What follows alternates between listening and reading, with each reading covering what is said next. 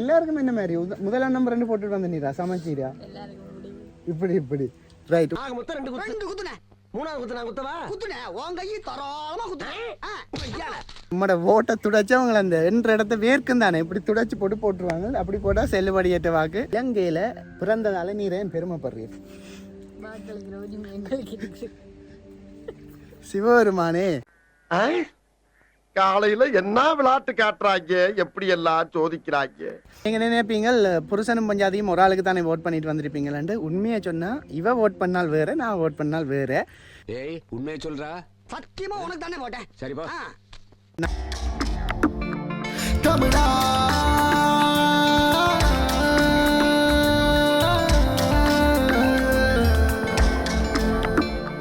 தமிழா தமிழா தமிழா தமிழா தமிழ் என்கிறேன். வணக்கம் சொந்தங்களே. வணக்கம் அனைவருக்கும். இன்றைக்கு நாங்கள் எங்க போய் வந்து நிக்கிறோம்? ஓட் போட ஒரு விரல் புரட்சி ஓட் போட்டுட்டு வந்திருக்கிறோம். இலங்கையின் 9வது ஜனாதிபதி தேர்தல் வந்து இன்றைக்கு நடந்தது. அதுக்கு வந்து நாங்கள் எழுதுமட்டுவாளில் இருக்கிற வாக்களிப்பு நிலையத்துக்கு சென்று அங்கே வந்து ஓட் போட்டுட்டு வந்து நாங்கள் அங்கே நடக்கிற நிகழ்வுகளை பதிவு செய்யலாமான்னு அங்கே தம்பி விதுசன் என்னோட கல்வி கற்ற ஒரு மாணவன் தான் போலீஸ் உத்தியோகத்தரன்றார். நான் அவரை கேட்டேன். அவர் சொன்னார், சார் அப்படி எடுக்கிறதும் உண்மைக்கும் அது தவறு, அதால் அந்த வாக்களிப்பு நிலையத்தை நான் வந்து பதிவு செய்யலை. என்னென்னு சொன்னால் அது வந்து ஒரு சட்டவிரோதமாக இருக்கிறதால நாங்கள் ஓட் பண்ணிட்டு வந்திருக்கிறோம். ஒரு இமோஷனலான ஒரு விஷயம் என்னன்னு சொன்னால், ஓட்டு சிலிப்பு கொடுத்து விட்டா மட்டும் பத்தாது, ஓட்டு போட்டு வெளியே வர முறை நம்மளுக்கு போட்டுருக்கானாங்கிறத கன்ஃபார்ம் பண்ணிக்க. இலங்கையில் பிறந்ததால நீர் ஏன் பெருமைப்படுறீர்? சிவபெருமானே காலையில என்ன விளையாட்டு காட்டுறாங்க, எப்படி எல்லாம் சோதிக்கிறாங்க.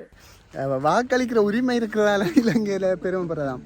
நீர் படிச்சது காசு கட்டி படிச்ச நீரா அல்லது இலவசம்? ஹாஸ்பிட்டலுக்கு போனா எல்லாம் ஃப்ரீ. அதாவது மக்களோட வரிப்பணத்தை வச்சு இலங்கையில் நிறைய விஷயங்கள் இலவசமாக வழங்கப்படுது. அதால் இந்த நாட்டில் படித்து நாங்கள் இந்த நாட்டில் வேலை செஞ்சு கொண்டு இருக்கிறோம். எங்களுக்கு வந்து நிறைய விஷயங்களில் வந்து இலவச சேவை இருக்கிறதால இந்த நாட்டை வந்து நாங்கள் விட்டுட்டு போகிறதுக்கு நிறைய பேருக்கு மனமில்லாத ஒரு விஷயம் வந்து இந்த மாதிரியான விஷயங்கள். எங்க இந்த பக்கம் சாப்பிடுறதுக்கு ஓசியில சோறு போட்டா எங்க வேணாலும் கிளம்பிடுறதா? அப்ப சோத்துக்கு எங்க வேணாலும் போயிருவேன். எனவே இந்த நாட்டின் ஜனாதிபதியை தெரிவு செய்யறதுக்காக ஓட் பண்ணிட்டு வந்திருக்கிறோம். நாங்கள் 2 பேருமே கேட்போம், யாருக்கு ஓட் பண்ணினீர்? ரைட், அவ சொல்ல மாட்டாவும். ஆனால் ஒன்று மாத்திரம் உண்மை என்னன்னு சொன்னால், நீங்கள் நினைப்பீங்கள் புருஷனும் பஞ்சாதியும் ஒரு ஆளுக்கு தானே ஓட் பண்ணிட்டு வந்திருப்பீங்களான்ட்டு. உண்மையை சொன்னால் இவ ஓட் பண்ணால் வேற, நான் ஓட் பண்ணால் வேற. ஏய் உண்மையை சொல்றா? சத்தியமா உனக்கு தானே போட்டேன். சரிப்பா. நான் யாருக்கு ஓட் பண்ணியிருப்பேன்னு உங்களுக்கு ஓரளவு தெரியும். சில பேர் இப்படி தானே வெல்ற குதிரைக்கு பந்தயம் கட்டுறேன்னு சொல்கிறார்கள் இருக்குது. இவ அந்த மாதிரி தானே வெல்றேன்னு தெரிஞ்சு காட்டினீரோ இல்லை என்ன விஷயம் பிடிச்சது? அந்த ஆள் என்ன சொன்ன? அவனுக்கு போட்டேன்னு சொன்னேன். ஏன்ட்டு என்ன சொன்னேன்? அவனுக்கு போட்டேன்னு சொன்னேன். இதுல எதுல உண்மை? இது சில விஷயம் நீர் வேட்பாளரை சொல்ல தேவையில்லை. என்ன விஷயம் பிடிச்சது? நான் எல்லாருக்கும் ஒரு குத்து. அவர்கிட்ட வாங்கின காசுக்கு ஏணி சின்னத்துல ஒரு குத்து, உங்ககிட்ட வாங்கின காசுக்கு தென்னைமரம் சின்னத்துல ஒரு குத்து. தென்னைமர சின்னத்திலேயும் ஒரு குத்து, ஏணி சின்னத்திலேயும் ஒரு குத்து. எல்லாருக்கும் என்ன மாதிரி முதலாம் நம்பர் 2 போட்டுட்டு வந்து நீரா சமைச்சீரா இப்படி ரைட். மொத்தம் 2 குத்துனே. மூணாவது குத்து நான் குத்தவா? குத்துனே. உன் கையை தரோளமா குத்துனே. நம்மட ஓட்டை துடைச்சு அவங்க அந்த என்ற இடத்த வேர்க்கும் தானே இப்படி துடைச்சு போட்டுருவாங்க. அப்படி போட்டால் செல்லுபடியேற்ற வாக்கு. அவள் தமாஷுக்கு சொன்னா தர மட்டும் போட்ட நேரம் விருப்பு வாக்கு போட்ட நேரம். ஒரு ஆளுக்கு மட்டும்ண்டா தர, ஒன்றுக்கு மேற்பட்ட ஆகலண்டா நம்பர் போடணும். அது மேக்ஸிமம் 3. அந்த ரீதியில் இப்போ சில பேர் வந்து எல்லாருக்கும் சமைச்சீர் வடிவேல் சொன்ன மாதிரி அவன்கிட்ட வேண காசுக்கு இவன்கிட்ட வேண காசுக்கு மட்டும் எல்லாருக்கும் நேரம் ஒன்றை போட்டுட்டு வந்தீங்கன்னாலும் போச்சுது. கம்மாரிஸ் தான் ஓட் பண்ணியிருக்கிறோம். நிறைய இமோஷனலான விஷயம் என்னென்னு சொன்னால், சிஸ்டம் சேஞ்ச் அப்படியெல்லாம் நிறைய கதைச்சு கொண்டிருக்கணும். நிறைய விஷயங்கள் மாறப்பட வேண்டும் இலங்கையில். இந்த மாதிரி இளைஞர்கள் ஜோதிகள் மத்தியில் ஒரு பெரிய எழுச்சி வந்திருக்குது. உண்மையை சொன்னால் அந்த சிஸ்டம் சேஞ்சை இலங்கை தாங்குமான்னு கேட்டால் பக்கத்தில் ஒரு பெரிய அமைச்சர் நிற்கிறா. இலங்கை தாங்குமா சிஸ்டம் சேஞ்சு? என்ன அலப்பறையோ. அதாவது சிஸ்டம் சேஞ்ச் வந்து இலங்கையில் உடனடியாக சாத்தியமற்றது. ஆனால் நிறைய விஷயங்கள் களையப்பட வேண்டி இருக்குது. அதுக்காக மக்கள் வந்து மாற்றத்தை எதிர்பார்த்து கொண்டிருக்கிறோம். ஆனாலும் ஒன்று மாத்திரம் சொல்ல வேணும், இப்போ இருக்கிற ஜனாதிபதியை பற்றி. அவரை பற்றி நீர் என்ன நினைக்கிறீங்க? கொரோனாக்கு பிறகு இலங்கை நிறைய பொருளாதார நெருக்கடியை சந்திக்கிறது. அந்த நேரம் வந்து நாட்டை தத்தெடுத்ததால தான் நிறைய அந்த நாங்கள் லைனில் நிற்கிற கலாச்சாரம் வந்து மாறினது. நிறைய விஷயம், அதாவது IMF-ட்ட போன கடன் அப்படி இப்படின்னு சொல்லி நிறைய விஷயங்களை வந்து பொறுத்த நேரம் அந்த நேரம் நாட்டை நிறைய பேர் எடுக்க சொன்னதான் நான் எடுக்கலை.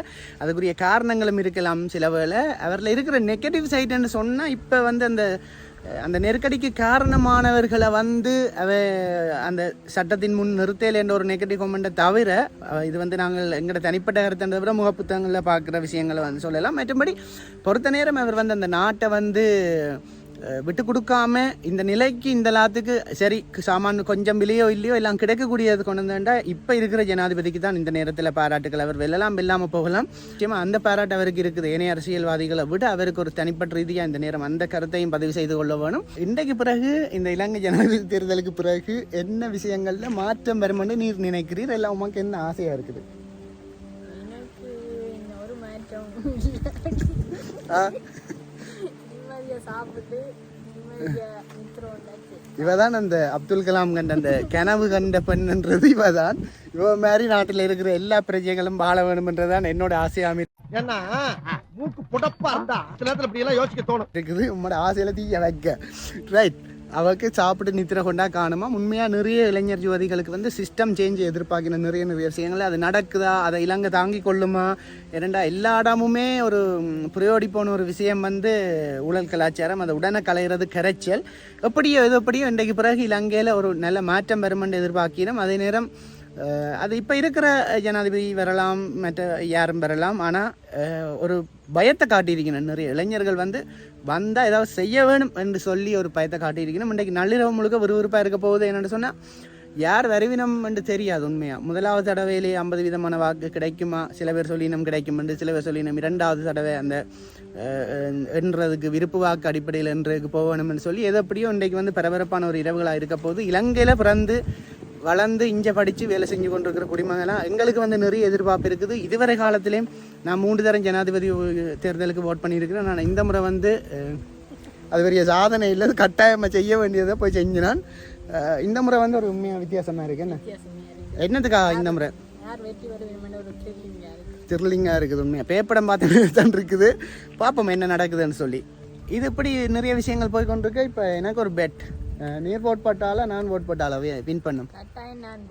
நீங்கள் வெல்ற குறைக்கு பந்தயங்கிறார்கள் தானே, பரவாயில்லை. எனக்கு ஒரு ஆசை இப்படியான சில மாற்றங்கள், அதாவது அயல் நாடுகளோட சேர்ந்து இணங்கி போகக்கூடிய ஒரு வேட்பாளர் வந்தால் நல்ல, அல்லது வந்தால் இணங்கி போனாலும் பரவாயில்ல. நான் இதுவரைக்கும் அப்படியான ஒரு ஆளுக்கு தான் ஓட் பண்ணியிருக்கிறேன். என்ன சரி அது பரவாயில்லை. ஆனால் என்ன பிரச்சனை என்று சொன்னால் இல்லாட்டி வந்து திருப்ப குழப்பங்கள், திருப்ப ரிக்கவரி ஃபேஸ் அதுக்கெல்லாம் போகிறதிலும் பார்க்க ஒரு நார்மலாக ஓடிக்கொண்டிருக்க வேணும் நாடுன்றதில் எனக்கு விருப்பமாக இருக்குது. சரி சிவானி, இப்போ பொருட்களின் விலைகள் வந்து நீங்கள் என்ன குறையும்னு நினைக்கிறோமா? நான் என்ன நினைக்கிறீரா நீர்? கொஞ்சம் குறையலாம். குறையலாமா? கொஞ்சம் புதிய ஆள் வந்தால் அந்த மக்களின் அபிமானத்தை பெறது கொஞ்சம் குறைச்சிட்டு பிறகு கூட்டலாம். அப்போ வேண்டின கடன் இல்லாமல் நீர் அகற்றுறது அதான் கொஞ்சம் குறைய சான்ஸ் இருக்கு. கொஞ்சம் குறையலாம். சில வேளை இப்படி தானே பூகோள அரசியல் ரீதியாக அவர்கள் நினைச்சால் வராட்டி கொஞ்சம் கூடலாம், இல்லை என்ன நெருக்கடியும் பெறலாம். அது சொல்லலாது. எதப்படியோ நாடு வந்து நிறைய படிச்சிட்டோம் நாங்கள். நிறைய இந்த நாட்டில் ஜோகர் சுவாமிகள் சொன்ன மாதிரி இந்த நாட்டில் இப்படித்தான் நடக்கும்னு சொல்லி அவர் ஏற்கனவே கணிச்சு காசியில் போய் ஏதோ எல்லாம் செய்தன்னு சொல்கிறாங்க. ஆனால் அந்த இனியும் எங்கட மக்கள் அதை தாங்க தயாராக இல்லை. ஸோ ஏதோ நல்ல மாற்றம் ஒன்று நடந்து ஒரு இலங்கை குடிமகனாக இந்த நாடு இன்னும் ஒரு அடுத்த ஸ்டெப்புக்கு போய் எங்களோட மக்கள் எல்லாம் நிறைய எழுத்தறிவு வீதம் வந்து கூட, ஆனால் அதுக்கு தக்க இந்த அரசியல் வந்து எழுத்தறிவு வீதம் 98 வீதம். அதுலேயும் வந்து தெற்காசியாவில் கூட அதுலேயும் வந்து பெண்களோட கல்வி அறிவு அது வந்து ஒரு சமூகத்துக்கு சரியான ஒரு முதலீடுன்னு சொல்லலாம். அது இங்கே கூட, அது இன்னும் கூட. அதால் உமன் லிட்ரஸி ரேட் நினைக்கிறேன்னு இல்லையா இங்கே கூட, அந்த சுட்டன்னும் வந்து இங்கே கூட அந்த இண்டெக்ஸ் நிறைய விஷயங்கள் இங்கே கூட. நிறைய பேர் கணக்க கதைப்பினம் இந்த மெடிக்கல் அதெல்லாம் கதைக்கணும். சிசு மரண வீதம், தாய் மரண வீதம், அந்த மாதிரி எல்லாம் இங்கே வந்து கிட்டத்தட்ட பிரிட்டிஷுக்கு ஈக்குவலாக வச்சுக்காங்க. அப்படி ஒரு நல்ல நாடுங்கிற நாடு. இங்கே பிறந்தவனுக்கு தான் அதன் அருமை தெரியும். இஞ்சியை வாழ்ந்து கொண்டிருக்கிறவனுக்கு வந்து ஏதோ நல்ல மாற்றமாக நடக்கணுமென்று தான் நாங்களும் எதிர்பார்க்குறோம். நீரன் எதிர்பார்க்கிறேன். சரி சரி. எனவே யார் ஜனாதிபதி என்றதை அடுத்த காணொலியில் பார்ப்போம். இன்றைக்கு நாங்கள் எங்களுடைய வாக்குரிமையை செலுத்திட்டு வந்திருக்கிறோம். இந்த காணொலியிலிருந்து விடைபெற்றுக் கொள்ள போகிறோம். நன்றி. வணக்கம்.